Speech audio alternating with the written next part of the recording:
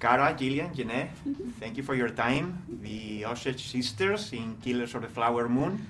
You all three have a Native American heritage, and how important is for you, like, being part of this movie and that this story is being told?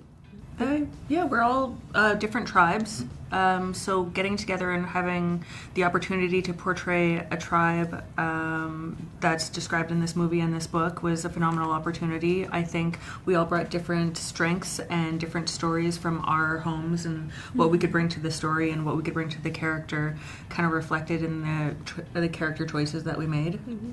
Yeah, it was definitely, it's finally, audiences are demanding authenticity. Oh my god, that mint spray that I had. But audiences are finally like demanding authenticity, which is amazing because I feel like Hollywood has been behind on that.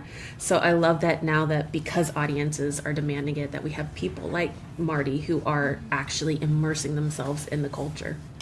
Mm-hmm. Have you heard the story, this specific story before, or because I think it was not well known, right? Mm-hmm. And it's sad. Mm-hmm. We all agreed that we'd not heard this story prior to the book, or even when we got the script and it came down the pipe. We were like, I was shocked that this is like, they were the richest people per capita. They had Caucasian drivers. They were being sent away to the best schools. They were dressed in furs, but they still managed to maintain a bit of traditional way of life, which they still do today. But I didn't know about this story, and yeah, I had no clue. I'm from two different tribes in Montana. I'm enrolled at the Fort Peck Assiniboine Sioux Reservation, Poplar, Montana, but I'm also half Crow. And my Crow side, when I was cast, a lot of my relatives started getting a hold of me and telling me about the story. And the tall chiefs and the real birds are really close, and the tall chiefs being Osages, real birds being Crows. And so within Crow country, it was known. But I didn't grow up Crow because that's my dad's side. I grew up on my mom's side. So the information came to me a little later. So obviously it's not only that Hollywood is being behind all this history, it's the country, right? Yeah. Mm-hmm. And tell me a little bit about working with Marty, but also obviously like Robert De Niro and Leonardo DiCaprio are there, two legends. And how was that for you?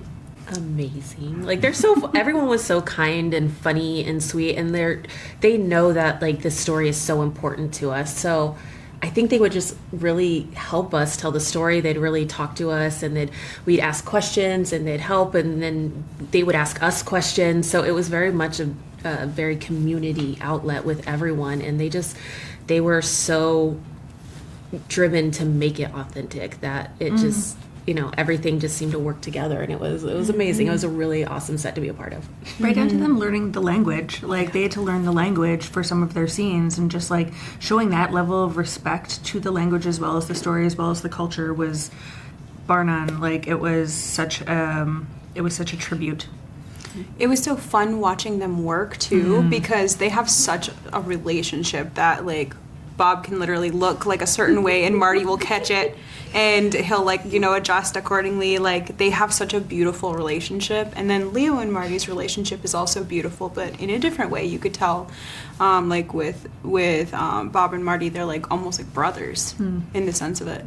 And maybe Leo's the son. I don't know. It's a fun. Yes, it's so fun to watch them work because you see how familiar they are with each other, and yeah, they're all such legends. It was amazing. Awesome. Thank you so much, and congratulations. Thank you. Appreciate it. Thank you. It's nice to meet you.